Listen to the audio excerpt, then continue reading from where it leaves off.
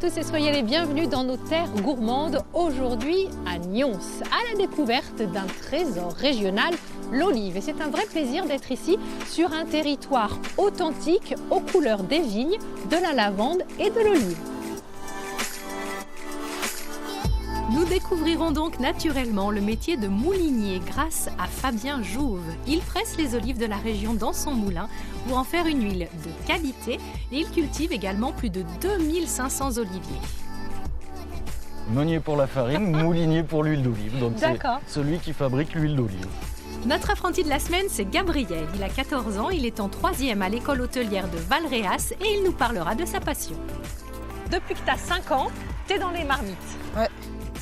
Et c'est naturellement en sa compagnie que je cuisinerai avec Christophe Mallet, qui n'est autre que son papa et le chef du restaurant d'un goût à l'autre. Non mais tu te rends compte, le modèle que tu es pour lui, c'est génial d'avoir su transmettre comme ça ta passion. Le but, c'est que ce soit la sienne et pas la mienne. Corinne Depère nous fera découvrir sa production de petit épeautre et on aura la chance de faire du pain maison avec de la farine de petit épeautre. C'est un vrai régal. Oh là là, un bon vin. Un bon fromage par là-dessus. Et enfin, un petit tour à la brasserie artisanale du Sud, découvrir comment est fabriquée une bière locale avec 100% d'ingrédients naturels. C'est parti!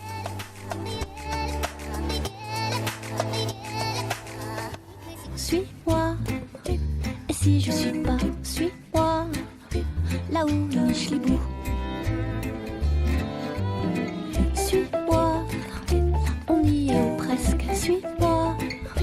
Là où rien ne presse, suis-moi, et v'là que nous y voilà.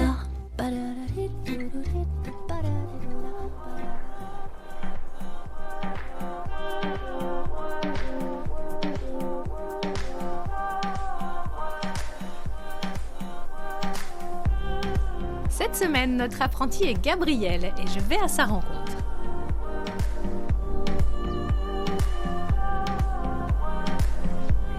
Gabriel, tu es en quelle classe? Je suis en 3e. En 3e, d'accord. Et tu apprends la cuisine depuis cette année?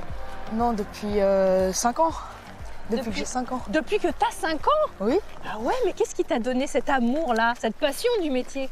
Mes parents. Tes parents? Ouais. Ils tiennent tous les deux un restaurant? C'est ça. D'accord, donc depuis que tu as 5 ans, tu es dans les marmites? Ouais. D'accord. Ils ont depuis combien de temps ce restaurant? 14 ans. Ah bah ton âge. C'est ça. D'accord, ils ont eu 2 bébés en même temps. C'est le ça. Restaurant et toi. Qu'est-ce que t'aimes dans ce métier? Qu'est-ce qui te plaît? Les odeurs. Ah ouais. Et la nourriture. D'accord. Tu aimes manger? T'es gourmand? Oui. Oui. Plutôt sucré ou salé? Sucré. Sucré. Et tu te fais tes petits plats pour toi tous les jours? Non. Non. C'est plutôt papa. C'est plutôt papa. Où es-tu né, Gabriel? En Irlande, à Limerick. Ah bon? Oui. C'est pas commun ça. Mm. Et t'es dans la région depuis combien de temps alors? 14 ans à peu près. Ah oui, d'accord. Tu connais pas l'Irlande plus que ça. Non, pas trop. Tu connais pas l'Irlande, mais tu connais bien ces terres gourmandes. Ouais. Tu m'as donné rendez-vous ici pour une raison particulière. Je vais te présenter le moulin Jouve. Ah, très bien. Du coup, on va aller voir l'oléiculteur. D'accord. T'aimes bien l'huile d'olive? Oui. Oui. Tu cuisines avec? Ouais. Bon, ben on va découvrir tout ça.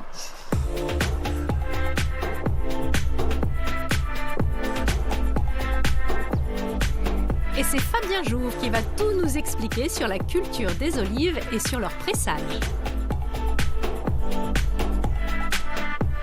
Bonjour Fabien, merci de nous accueillir.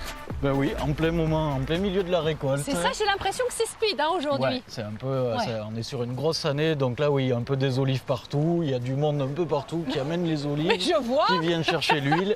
D'accord, donc comment ça se passe? Il y a une récolte d'olives, chacun amène... Voilà, donc moi je suis producteur personnellement avec à peu près 2500 arbres. D'accord. Et après on travaille aussi en prestation de service pour des particuliers et pour des professionnels qui n'ont pas leur propre moulin. D'accord. Donc chacun amène leurs olives et puis repartent avec leur huile au bout de 3-4 jours. Ok, vous les pressez? On les presse. Donc moi je suis moulinier, oléiculteur et moulinier. Oléiculteur et moulinier. Tu connaissais ce métier? Non. Moulinier. Meunier pour la farine, moulinier pour l'huile d'olive. Donc c'est celui qui fabrique l'huile d'olive. On peut les voir là, toutes les olives récoltées? Voilà. Il y en a combien de tonnes qui arrivent ici? Parce que c'est énorme. Ici, cette année, une belle saison, on vise à faire à peu près les 200 tonnes, qui serait à peu près un record du moulin quand même, parce qu'on est quand même sur... Donc là, voilà, ça c'est les apports d'un client, c'est pas les miennes. Donc là, on est sur de la tanche. Alors on est On est milieu de récolte, donc elles sont encore pas toutes noires. Donc avec ça, on ne pourra pas faire de l'olive de bouche de Nyons. Donc on a encore un peu toutes les couleurs, vert, noir. Mais c'est un bon moment pour faire l'huile d'olive parce qu'on a et la douceur des noirs et encore un brin d'ardence qui apporte quand même un goût un peu plus soutenu qui est dans les vertes en fait. Et du coup, les noyaux, ils sont broyés avec... Les noyaux sont broyés avec, oui. Ils apportent rien à l'huile d'olive. Après, ils facilitent le malaxage de la pâte pendant le processus, mais c'est un peu par facilité qu'on garde les noyaux. Oui, j'allais dire, t'imagines, dénoyauter tout ça? C'est du boulot. Ah oui, c'est clair. De génération en génération, le processus traditionnel de fabrication de l'huile d'olive est une danse harmonieuse entre le passé et le présent. Comme en 1975, la magie s'opère au fil d'un pressage délicat, préservant les saveurs et les arômes uniques des olives. Depuis des décennies, chaque goutte d'huile raconte une histoire de famille, un héritage avec cet art subtil de révéler la quintessence des olives. Cette année, on est sur une récolte assez exceptionnelle. Et en quantité et en qualité. La canicule de fin août finalement, où on a eu vraiment très chaud avec des 43 à 44 degrés, ça a permis de tuer les mouches qui sont le principal ravageur de l'olive. Du coup, la qualité est vraiment top. Là, on peut pas les goûter là? Non. Non, hein? Non. Pour pouvoir les... Alors, l'huile qui sort, on pourra la goûter de suite. Par contre, les olives, elles demandent un processus de trempage en saumure, de l'eau, du sel et du temps. Est-ce qu'on peut voir les oliviers? Parce que quand même, c'est beau un olivier. Oui, alors là, moi je suis au moulin, mais du coup j'ai des collègues qui sont dans les vergers en train de cueillir, qu'on pourra aller voir tout à l'heure. Qui là sont du côté de Nyons, pas sur Venterolles. Bon allez, on y va avant qu'il pleuve. On y va. C'est dans les hauteurs de Nyons que nous retrouvons Nicolas qui est en pleine récolte. Les olives sont cueillies à la main dans le respect des oliviers et de la nature. Alors là, ce sont vos oliviers, Fabien. Là, on arrive sur ma parcelle de Nyons. D'accord. Et oui, on est juste au-dessus de la ville. Là, on est juste au-dessus de la ville de Nyons. Qu'est-ce que c'est joli!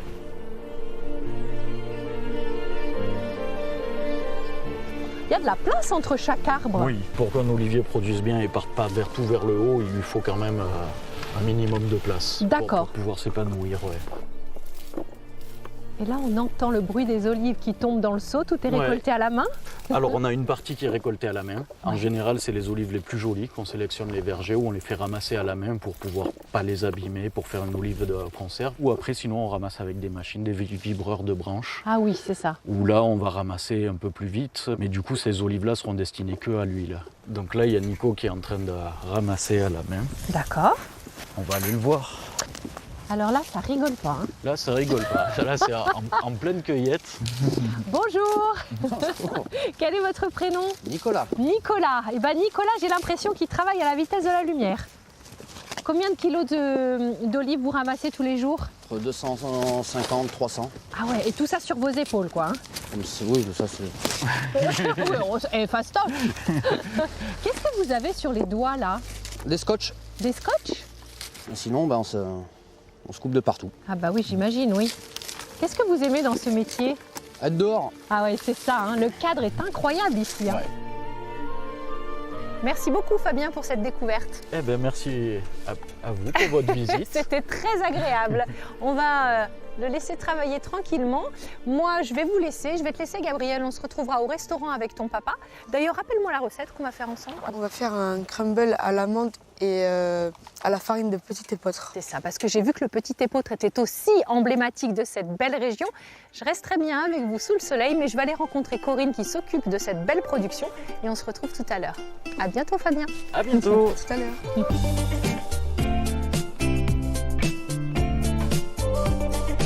C'est à Tulette que je vais rencontrer Corinne qui produit principalement du Côte-du-Rhône, mais aussi des pois chiches, des amandes, des pistaches, du blé et du petit épeautre, la raison de ma visite.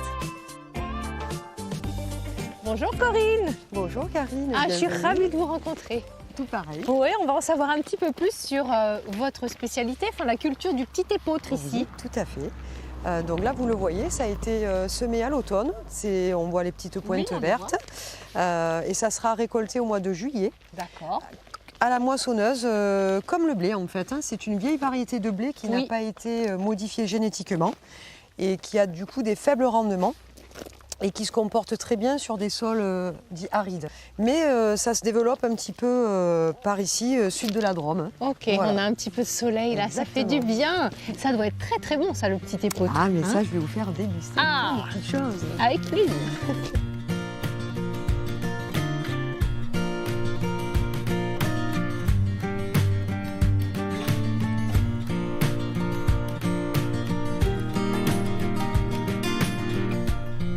Karine, je vais te montrer comment je fais mon pain de petit épeautre. Parfait, pain maison, c'est top. Pain maison, exactement. Je mets 350 g de farine, donc de petit épeautre. Oui. À cela, j'ajoute mes 3 g de sel. Alors, privilégiez du sel marin. D'accord. D'accord. Ensuite, ma levure de boulanger que j'ai mis avec de l'eau tiède. Je vais tout bien mélanger Oui. pour un petit peu homogénéiser tout ça. Et ensuite, je vais y ajouter de l'eau tiède au préalable. D'accord. D'accord, environ 300 ml. Oui. Alors là, c'est la farine de cette graine qu'on a là, le petit épeautre. Tout à fait. Tu C'est l'as joli. en deux versions en fait. Ouais. Là, elle est décortiquée. Tu peux la manger en soupe l'hiver. Tu peux faire un super risotto avec des cèpes l'hiver et Ouais. des asperges. Ça va très bien avec l'asperge. C'est normal, elle est assez collante, la Oui. farine de petit épeautre, D'accord. parce qu'elle contient très peu de gluten. Tu fais bien de le préciser. Voilà, Est-ce qu'on peut exactement. systématiquement, dans les gâteaux ou autres, remplacer la farine Tout à de fait. blé par la farine de petit épeautre? Moi, je fais tous sans mes gâteaux problème. avec ma farine de petit épeautre. Ok, et au même grammage ou on doit en mettre plus ou moins? Non, tu mets au Non, même grammage. Voilà. Très bien. Et Donc maintenant, là- on la laisse reposer. On la laisse reposer une grosse demi-heure, mais là c'est pareil, c'est un peu au jaugé. J'ai la chance d'avoir un poêle à bois. Du coup, je mets ça à côté de mon petit poêle à bois. Pour pas que ça sèche, il faut toujours y mettre un petit torchon humidifié dessus. Dis donc, c'est pas Voilà. n'importe quel torchon. Non, femme vigneronne.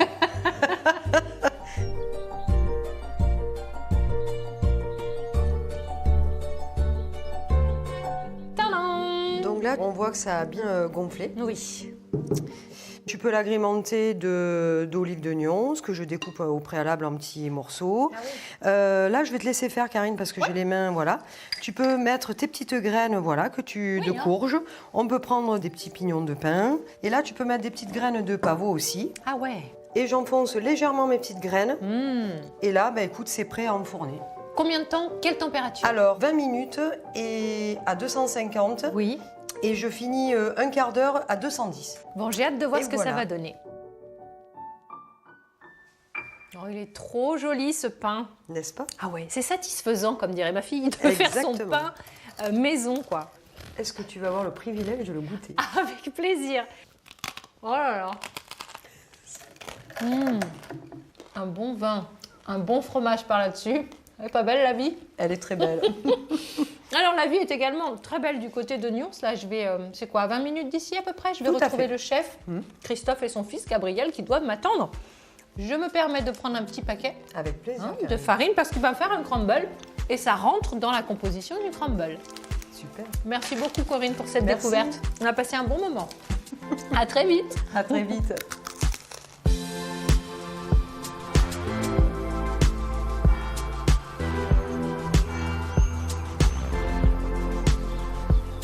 Tout ceci m'a grandement ouvert l'appétit, alors il est temps de passer en cuisine avec Christophe, chef d'un bout à l'autre, et surtout de retrouver son fils, Gabriel. Vous êtes mignons tous les deux. Christophe, c'est un plaisir de te rencontrer. Ah, super. Et voilà, je suis La pas venue les farine mains de vides. petit épeautre. Enfin. Oui, Vous tu savez- l'attendais, hein. Ça fait combien de temps qu'on attend la farine? Je sais pas, 15 minutes. Pourtant, j'ai fait vite, hein, je vous Je sais promets. que t'as fait vite, mais bon. Allez, on y va. On va commencer par faire le petit crumble vite fait. Ça marche, oui. Ah, Donc, qu'est-ce que t'en penses le nom de la recette en entier. Alors, on fait une mauresque. Donc, amande, Ok, anis oui, et olive. parfait, tout ce que j'aime. Alors, pâte à crumble, c'est parti. Alors on va venir mélanger le fenouil Ouais. avec la poudre d'amande, le sucre et la maïzena. Et les 2 cuillères de farine. Ah oui, ramener Parce que si- avec amour. Farine En de plus- petit épeautre. De petit épeautre bio Oui, ah de oui. la Drôme. Oui, monsieur. Bon, Gabriel, qu'est-ce que tu veux faire plus tard, vraiment? Pâtissier. pâtissier. Ah ben on est pas mal là dans le crumble. Là, on est plutôt bien. Ouais, et tu veux ouvrir une pâtisserie ou tu... Le remplacer. Le remplacer, bim.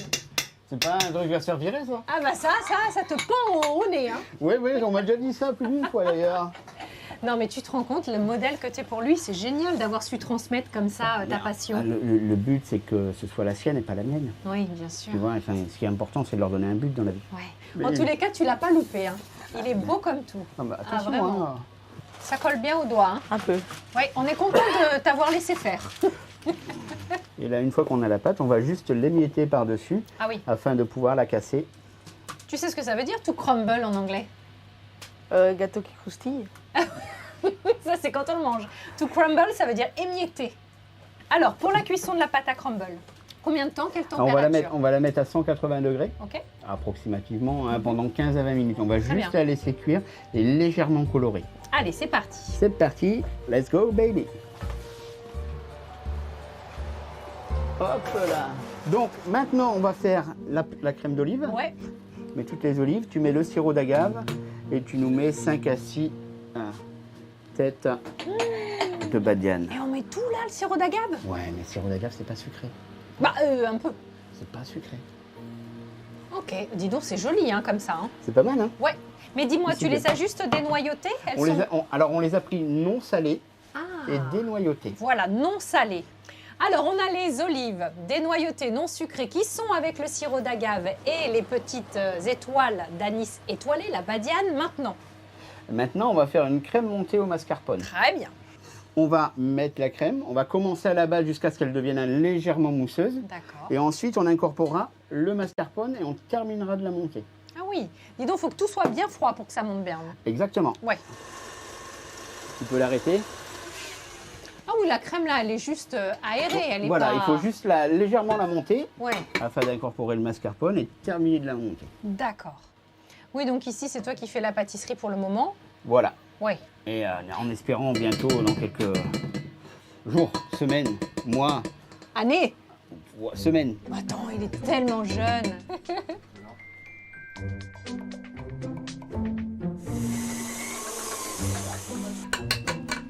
Bah, elle est belle ta chantilly, dis donc. Et là, on va prendre un peu de sirop froid. On va mélanger vite fait avec celui-ci. Incline-le, enlève Donc ta- la moitié de la ta- ta- crème dans une poche à douille au froid et dans l'autre moitié de la crème, Voilà. on va mettre le sirop d'agave qui a infusé avec la badiane, les olives. Et on va bien le mélanger. D'accord. Et ça aussi, on va le mettre dans une poche? Et on va le remettre dans une poche. En fait, on va obtenir un damier noir et blanc. Ah Enfin, oui, noir et blanc. d'accord. Ah oui, on voit bien la différence de couleur. Ça va faire une belle assiette tout ça. Bon, mais Gabriel, ce que je te propose, c'est que tu mettes cette préparation dans la deuxième poche à douille et moi, je vais vous emmener faire une petite balade. Bon, on va pas très loin d'ici. On reste à Nyons pour découvrir la brasserie artisanale du Sud. Tu la connais forcément, Christophe? Oui. Oui. Ils travaillent uniquement en produits bio et Oui. ils font vraiment des choses très très sympathiques. Absolument. Et l'idée, c'est de faire revivre la tradition brassicole du sud de la France. Regardez, ça vaut le détour.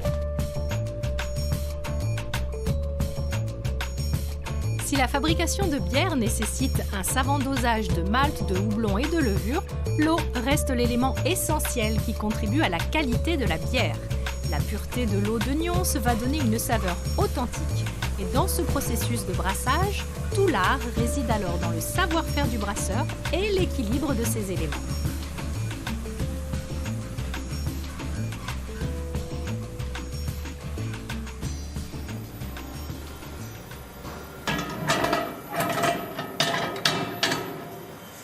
Donc ici, on est sur la fin de l'étape de macération. Donc en fait, le but, c'est que nos céréales qu'on a vues tout à l'heure, on les concasse à travers le moulin et on les envoie dans cette cuve-là avec de l'eau. Le but, c'est de rendre l'amidon des céréales saccharifiable, qu'on puisse créer du coup après de l'alcool et du CO2.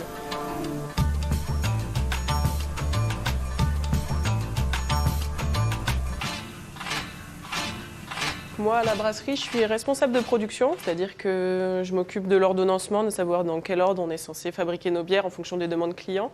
Du coup, je gère aussi les équipes. Je suis chargée évidemment, donc on est en bio, donc de la gestion du dossier bio, enfin tout ce qui a trait de près ou de loin à l'organisation au sein de la brasserie. Ce qui fait la particularité vraiment de notre brasserie, c'est qu'on est là depuis 2001. Donc en fait, le boom du marché de la bière artisanale, il est relativement récent. Nous, on était là avant. Donc en fait, on a une grande expérience dans le domaine et on a du recul en fait sur ce qu'on est capable de faire, qu'est-ce qu'on maîtrise et jusqu'où on peut aller. Les premiers propriétaires de la brasserie sont venus à Nyons et ont créé cette brasserie en 2001 parce que la bière, il y a plusieurs choses qui rentrent en compte dans son goût et dans son processus de fabrication et ils cherchaient une qualité d'eau bien spécifique. Ils avaient une très forte inspiration allemande et ils cherchaient une qualité d'eau similaire à la ville de Weihenstephan en Allemagne et c'est ce qu'il a retrouvé ici. Il ne reste plus qu'à réveiller nos papilles. On examine les couleurs, on a les arômes, on apprécie la texture. La première gorgée révèle alors un savoureux voyage sensoriel. Ici, on a donc 3 bières de notre gamme. En termes de dégustation, on va commencer par la blonde, c'est la plus neutre. En fait, c'est notre bière de premier bec, nous qui travaillons avec les bars, c'est-à-dire que c'est la bière que, quand on demande un demi dans un bar, c'est celle-ci qu'on va nous servir. Notre blanche, elle a une levure typique des blanches et en fait, elle a un goût léger de banane et on a pas mal d'épices. Notre ambrée, elle a un mélange de beaucoup de maltes différents, donc on a quelque chose qui se rapproche, on va dire, en termes de sensation de maltage, de sensation de céréales, de la blonde, mais en beaucoup plus prononcée, parce qu'on a beaucoup plus de maltes différents et que les maltes torréfiés apportent littéralement leur touche au goût final. Karine, je te propose de déguster notre bière au riz du delta de Camargue. Merci Perrine et bravo, vraiment c'est canon. Enfin, on va pouvoir se désaltérer. Oui, tenez chef. Super. Toujours un petit limonadier dans le tablier, vous avez remarqué? C'est un truc de restaurateur ça. Une jolie couleur. Alors, une petite pour toi. Ambrée. Et une petite pour moi. À la tienne. Chin chef. Alors. Donc on va poser la petite nougatine. Est-ce que c'est l'un des moments que tu préfères? Tu aimes faire de belles assiettes? Oui. Oui, ça doit être de toute façon, comment dire, joli à l'œil la pâtisserie. Oh. Appétissant. Mais pas qu'à l'œil. Non. Alors, un peu de nougatine, un peu de crumble. Alors le crumble. revoilà. On l'a donc enfourné, on l'a sorti. On va l'émietter juste un petit peu plus, histoire qu'il soit un peu comme un fond de tarte. Donc là, une fois qu'on a fait ça, on va laisser le cercle et on va... Une noire, une blanche, une noire, une blanche. Ah oui, t'alternes. Je vais te donner un coup de main, comme ça je ferai la blanche, tu feras la noire. Oh, un petit dressage père-fils, franchement, c'est pas joli ça? En tout cas, c'est vraiment original d'avoir travaillé l'olive en dessert. Mais en fait, ce qu'il faut qu'on se rappelle, c'est que l'olive, réellement, c'est un fruit. Oui. On a tendance à l'oublier. Après, oui, absolument. Tomate, pareil, le concombre, pareil. Oui, c'est vrai. Toi, tu travailles qu'avec des produits locaux? On utilise uniquement des produits locaux. Oui. Sauf pour le poisson, on se permet d'aller en Méditerranée. D'accord. C'est le terroir avant tout. Il faut dire que la région est riche, hein, franchement. Alors, on va terminer un peu d'amandes torréfiées. Quelques olives confites. Et quelques feuilles de menthe.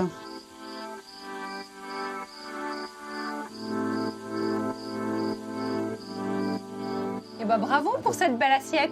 Merci bien. Ça va, ça s'est bien passé? Oui. C'était ta première expérience télé? Oui. Bon, tu sais que ça fait partie de la formation, ça, hein? Ah, je sais pas. Et oui, maintenant, les cuisiniers doivent être de bons communicants. N'est-ce pas, papa? C'est ça. Bon, merci beaucoup, Christophe, en tout cas. C'est un grand, grand plaisir. Bah, vraiment, partagé. Merci pour ce moment familial, j'ai envie de dire. Merci, Christophe. Merci, Gabriel. Et on te souhaite vraiment le meilleur dans ton parcours.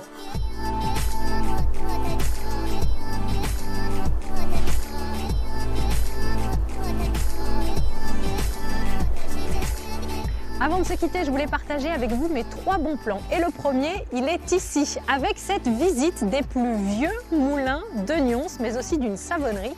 Et en fait, c'est un lieu unique en France qui vous plongera dans le passé. Je vous le recommande chaleureusement. Que diriez-vous d'une petite balade en 2 douches? Je vous propose d'embarquer à bord d'une 2 chevaux décapotable pour découvrir les baronnies provençales. Toute l'année, vous pouvez choisir des itinéraires entre les vignes, la lavande et les oliviers. Et pour finir, est-ce que ça vous dit de faire une petite rando suivie d'un apéro dans les oliviers? Eh bien, si c'est le cas, vous pouvez contacter la coopérative du Nyonçais Vignolis. Vous pourrez la visiter et ils s'occuperont de tout. Voilà, j'espère que cette escapade ici à Nyons vous a plu. Cette émission est disponible sur France.tv. D'ici là, prenez bien soin de vous et à très vite. Bye bye.